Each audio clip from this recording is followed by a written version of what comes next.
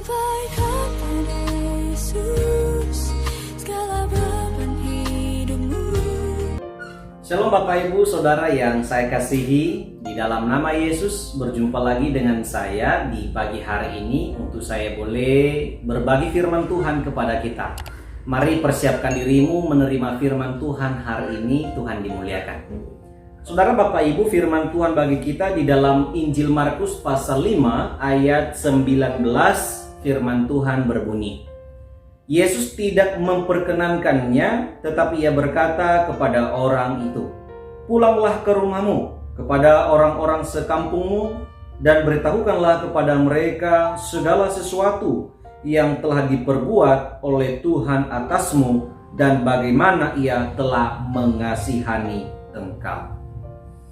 Amin. Firman Tuhan, saudara-saudara yang terkasih, ayat firman Tuhan yang saya bacakan menjadi dasar firman Tuhan, dasar renungan kita di pagi hari ini adalah perkataan Tuhan Yesus kepada seorang pria yang baru saja disembuhkan oleh Tuhan Yesus dari ikatan setan. Dia adalah orang yang kerasukan setan. Hidupnya ketika ia dirasuk setan adalah hidup yang tidak bernilai, hidup yang tidak berarti, hidup yang ditakuti oleh orang banyak. Bayangkan saja, Alkitab catat dia selalu tinggal di kuburan. Hidupnya tidak ada artinya lagi. Dia tidak punya masa depan selama ia diikat atau dirasuk oleh setan yang bernama Legion. Saudara Bapak Ibu, Alkitab mencatat Yesus sengaja harus melewati daerah Gerasa karena Yesus ingin mengubah satu manusia, satu orang yang sedang diikat oleh setan. Saudara-saudara, kita melihat hasil dari semua perjumpaan itu. Selama ia diikat oleh setan, ia tidak berarti, tetapi waktu Yesus jumpa dengan dia, waktu Yesus berkomunikasi dengan dia, Alkitab mencatat Bapak Ibu Saudara, setan yang merasuk dirinya takut sekali melihat Yesus. Bahkan memohon-mohon agar Yesus mengizinkan mereka keluar dari tubuh orang itu, lalu memasuki babi-babi yang ada di sekitar mereka. Bagaimana perubahan terjadi Bapak Ibu? Setan yang sudah lama tinggal dalam diri pria ini, bapak ini, sekarang ketika waktu Yesus datang dan berbicara kepada dia, setan itu pergi, dan akhirnya pemuda itu, pria itu, bapak itu menjadi sehat, waras, sembuh kembali. Saudara Bapak Ibu, kita melihat bagaimana perubahan besar terjadi dalam dirinya. Hidup yang tidak bernilai pada awalnya sekarang hidup yang bernilai. Hidup yang tidak berarti pada sebelumnya sekarang hidup yang berarti ketika Yesus berjumpa dengan dia. Ketika dia sadar dia sembuh, ia merasakan belas kasihan Tuhan. Ia merasakan kebaikan Tuhan Yesus. Lalu di ayat yang ke-19 ini, Yesus tidak memperkenankannya karena si pria ini meminta izin Yesus supaya ia bersama-sama dengan Yesus, ikut Yesus dalam pemberitaan Injil. Dan Yesus mau bilang ke dia, hidupmu harus perlu bermakna. Hidupnya harus perlu nilai. Kalau selama ini orang takut dengan dia, kalau selama ini menjadikan dia itu adalah orang yang sangat jahat, hari itu ia harus pulang ke rumah dia harus pulang ke kampungnya, memberikan berita, membawa berita kebenaran, berita yang hebat, menunjukkan bahwa dirinya betul-betul bukan lagi orang yang ditakuti, tetapi orang yang membawa berkat bagi sesamanya.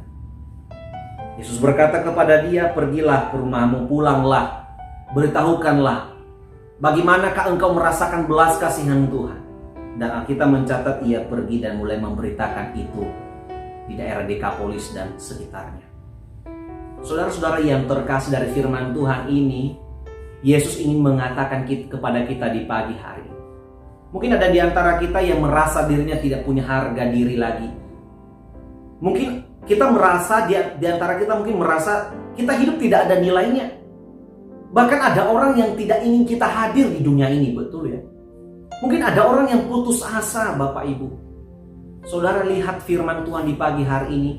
Yesus datang berjumpa dengan pria itu, dan akhirnya ketika dia berjumpa, hidupnya pulih kembali. Mari Bapak Ibu, hari ini, pagi ini, mari berjumpalah dengan Tuhan.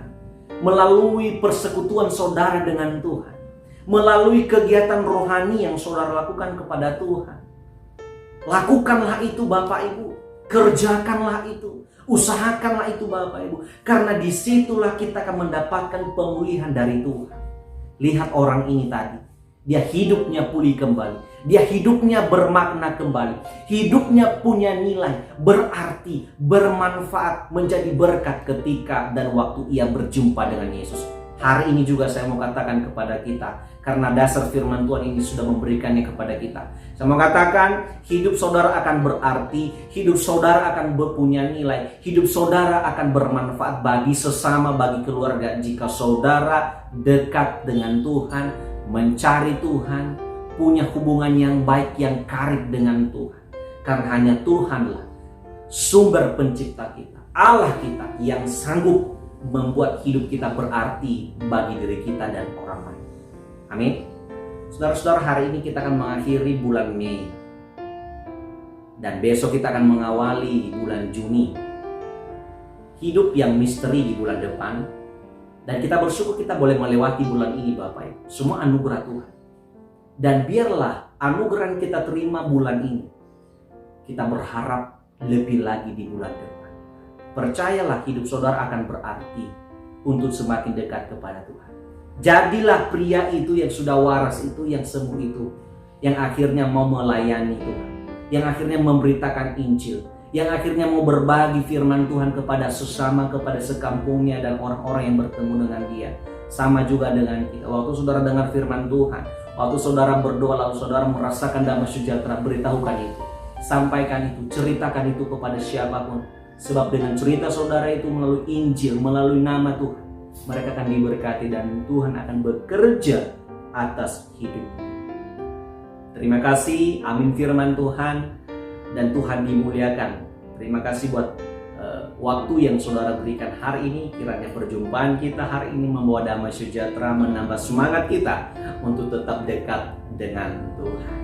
Terima kasih saudara-saudara, sampai jumpa besok pagi. Selamat mengakhiri bulan Mei hari ini, dan selamat menyambut bulan Juni esok hari. Tuhan memberkati dan selamat beraktivitas.